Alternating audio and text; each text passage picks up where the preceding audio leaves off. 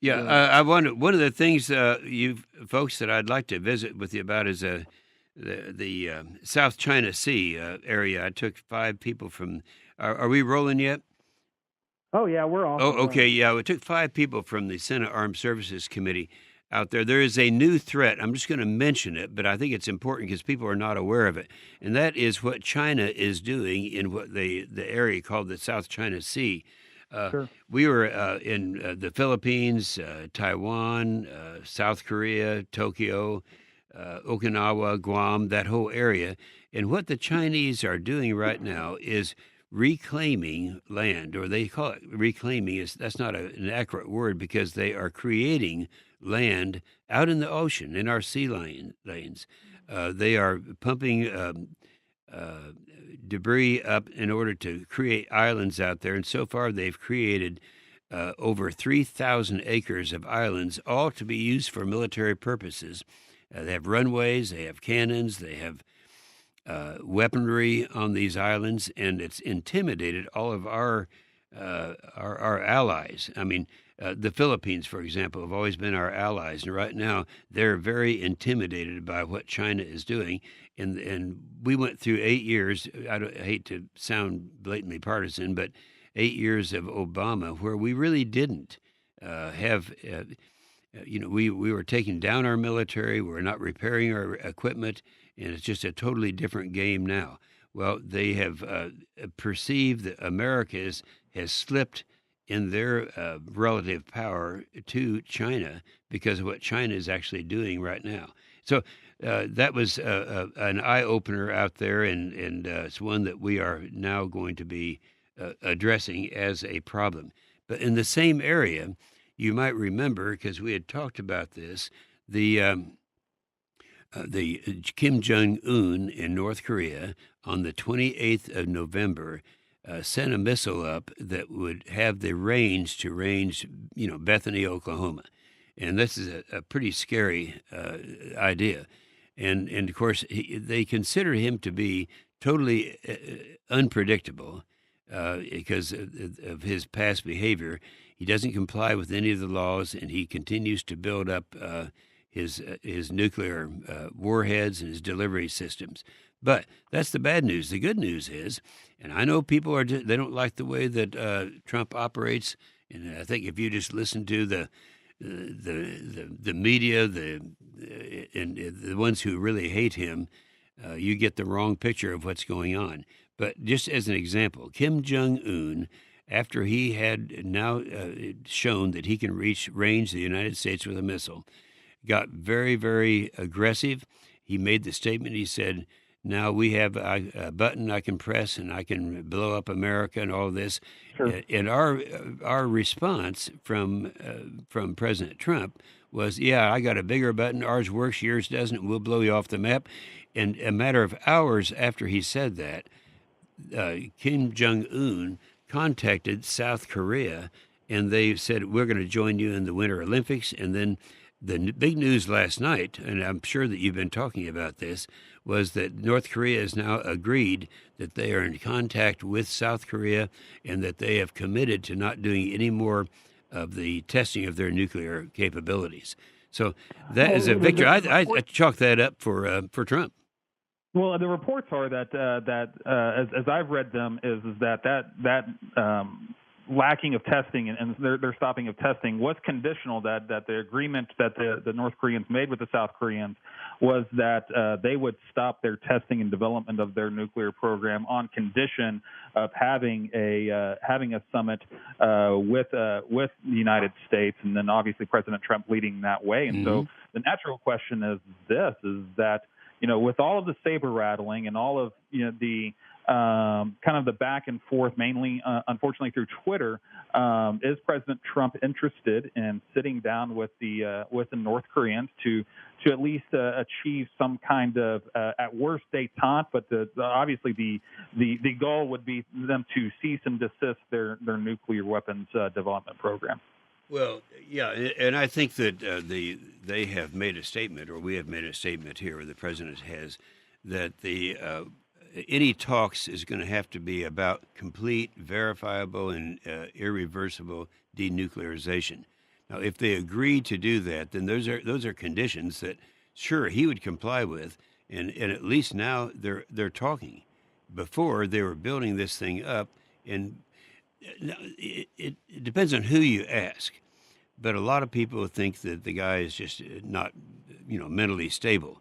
But a lot of other people think no, he's actually, if you look at his background, he's a pretty brilliant guy, and everything is measured.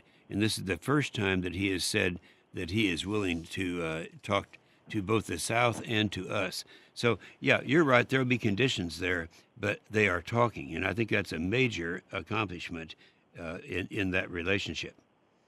Now, in fact, I don't think that I know that because I just got back from that part of the world. We spent 12 days in the South China Sea in that area, and so our allies like the Filipinos, Taiwan, South Korea, they're all now saying that we finally have somebody that is standing up to North Korea, and so we'll see if that works. But that's a major breakthrough.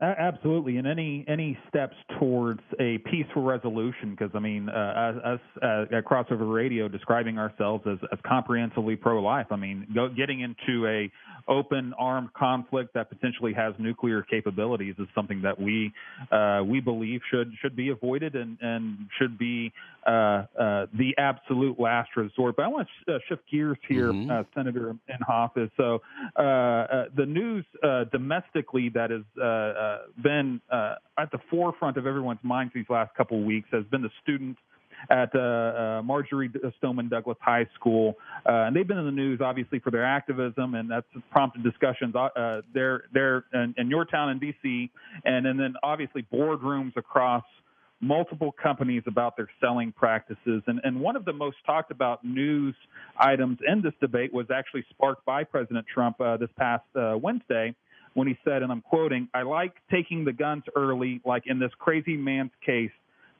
that just took place in Florida. To go to court would have taken a long time. Take the guns first, go through due process second." And so my question for you, Senator, is that, and is there an instance, whether it be regarding the question of guns or any other part of our society, where as a policy, due process should be suspended? No, I don't think so. Let's keep in mind in the Florida shooting case, that was a failure of law enforcement. We had the ability to put that down, and law enforcement just they were there and they refused to move in. I think you're going to have Trump. A lot of my friends, because all my friends are very pro Second Amendment, and Sure. they were upset when the way he said that, what he's going to do first and second. But I can assure Right. you, the ones that are, I sat there with him a week ago, right before I went on that trip, and he was saying what he was wanting to do, and that subject also came up, and I don't know how he got, said it the way he said it, but I can assure you that the things that he's talking about doing now are things that will be helpful, but it's not going to be restricting the ability, our Second Amendment rights.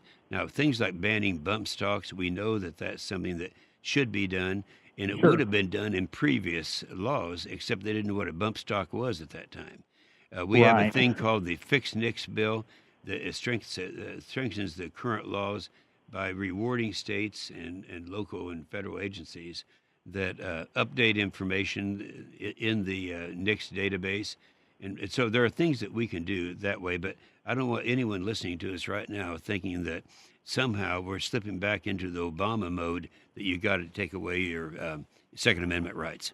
And I'm glad you said that, because that's an interesting thing about this comment that I wanted to touch on, because as you said, I mean, there are legislators that if the previous administration had mentioned used this kind of verbiage in regards to guns or anything else, especially taking aim at due process, they would have decried this as totalitarianism and gross government overreach. But the thing I think, at least from my perspective, that is a little bit frustrating, is that those who would have taken that stance with the previous president have, as far as publicly in the media and interviews, have twisted themselves into rhetorical pretzels to try to rationalize that even due process would even be on, mentioned in a meeting like that. And so my question is actually simply, why is it so that during a previous administration that this is decried as totalitarianism, but in this administration, those who would have said the same thing, it's met with somewhat of a shoulder shrug. Okay, well, there's one major difference. One is I see what he said as a slip of the tongue that he shouldn't have said. He said it wrong. However, that was once.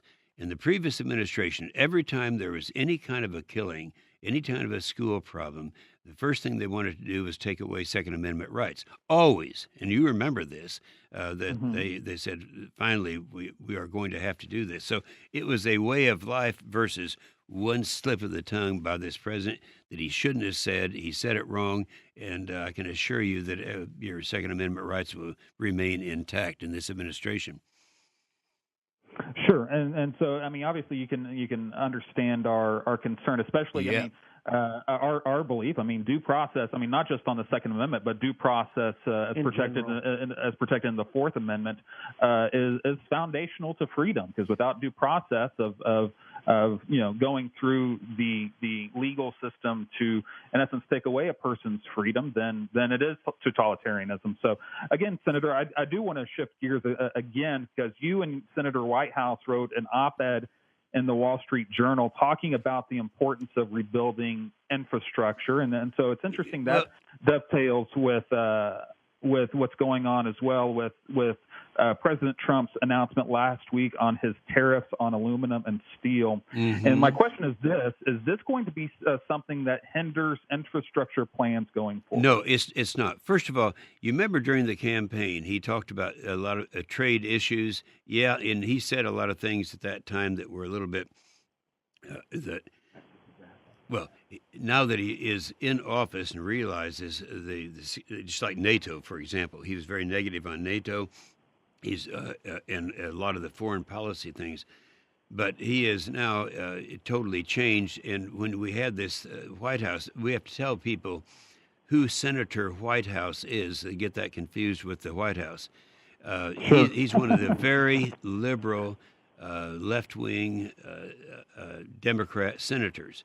Now, I'm on the other end of that spectrum. And what we were trying to do in the Wall Street Journal op-ed piece was say there are some things that we can get done are not partisan at all or are bipartisan, and there's no better. If you get me, and I've always been in the top 3 most conservative members ever mentioned, and you get him, he's always in the top 3 most liberal members. And if we agree that one of the things we're supposed to be doing is rebuilding infrastructure, let's face it, there's an old document no one reads anymore. It's called the Constitution, and it talks about what we're supposed to be doing here. And it's not. It's number one, rebuilding is build our military, and number 2 is infrastructure. They called them post roads back then. So we have, and you can pull that Wall Street Journal article up on my website, inhofe.senate.gov, and you're going to see that it's how we're going to be doing the major infrastructure objectives that this president has. I'll be very active in this because I do chair that committee that deals with infrastructure. Now, on the trade things that he has said, certainly in the South China Sea, all these countries that I mentioned that we were with, they were upset with this because, they, and I'm sure that he's left a lot of wiggle room on that. Let's wait and let that play out because I think it will.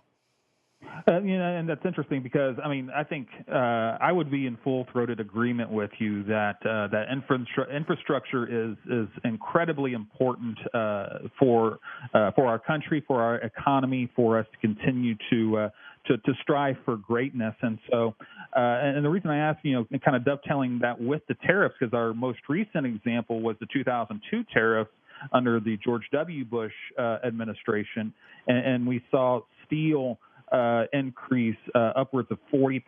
And so that's kind of where my question lied is that if there is that great of an increase in a raw material or a refined material, but a material needed for infrastructure and steel. Exactly. Uh, is that something that would hinder infrastructure plans going I forward? think it would, but that's why I don't think it's going to go forward. In fact, all five of us, when we met with, I guess it was in Tokyo, assured them that while the president has talked about this, it's not going to have. He's learned. We learned the lesson of 2002, and I think that we're not going to see that as a repeat. So I don't think that's going to happen. He's too committed. In fact, he's specific as to how this is going to take place. He's going to use $200 billion that he's going to leverage into $1.5 trillion.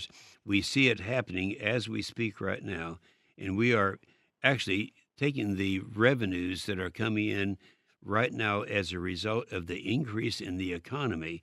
And this is something that I know you guys know, and there are a lot of people out there that are not plugged into this idea. That back it was actually a Democrat idea back in the Yeah, John under Kennedy Kennedy. administration Right. when they reduced the rates. In fact, he said we need more money for the Great Society programs. The best way to increase revenue is to decrease marginal rates. He did that in 1962, and that had Sure, the and then effect of Art increase. Laffer, yeah, Art Laffer and the Reagan administration There you, even took it a step further and put actually a little bit of a philosophy and theory behind it with the famous Laffer curve. And so, it's well, interesting. well, You that's the Laffer touched curve, on but this in practical reality, it happened right, because the total amount of money in 1981 that came into the federal coffers was $469 billion. That right. translated into 720 billion 3 or 4 years after that, and that's exactly what's happening today. But I'm sorry I interrupted you. No, it's okay. And so, you touched on something in this. I've got one question. I think Jeremy has one question to wrap us up because we want to respect your time. And so, you talked about the Constitution, and that is a document that unfortunately not enough people are as familiar with and heed to its principles as we'd wish. And so, through several acts of Congress, starting actually in 1917, going back to tariffs, Congress has given the president wide-ranging powers to tariff, and with Congress having constitutionally powers over spending and taxation, my question is this: should something as important as tariffs, as we've seen in this last week's markets, as even the conversation of tariffs have kind of rattled the markets, should the power to tariff lay with the executive branch at all? Well, I think it should because I'm hesitant to change something that has worked well, because the president does have to deal with Congress. There are checks, and in terms of spending, and that they have to work together. And I have not seen a closer relationship than we're experiencing right now. So I would be hesitant to change something that has worked over a period of time because of a current situation. So I'd probably answer reluctantly no. Well, that's good, Senator Inhofe. Man, we really do appreciate the time this morning, and you're so gracious to continue to come on with us pretty much on a monthly basis. Recently we had a crossover radio feature in a number of our local newspapers, and we had a lot of folks call, we had a lot of folks email and text, and but one of the ones that really stuck out was from your press office, and we got an email from you guys saying, hey, we saw this article and we just love what you're doing. That was incredibly kind words. We were so grateful for that. So our question to go with that, though, is that next time you're back home, we'd love to see you live in studio here at our new home at Crossover Radio. Well, we could do that, which it's a matter of scheduling. One of the things we talked about before that I just want to make one comment on today. Sure. You remember the Wildfire Regulatory Relief Act? And that was just, I mean, when I was flying my plane over the Panhandle and seeing the carcasses of burning cows, on a fence row, it was such devastation out there. Oh my gosh, And this, heartbreaking. Yeah. and there are three things that were in this Regulatory Relief Act. One of them is taking place today because if you talk, the one consistent problem we had during the Obama administration was overregulation. Now, I know our farmers were concerned about the regulation of water, taking it away from the states, putting it in the federal government, and what the consequences would be. These are the regulations. There are 71 of them now. You can get those on our website.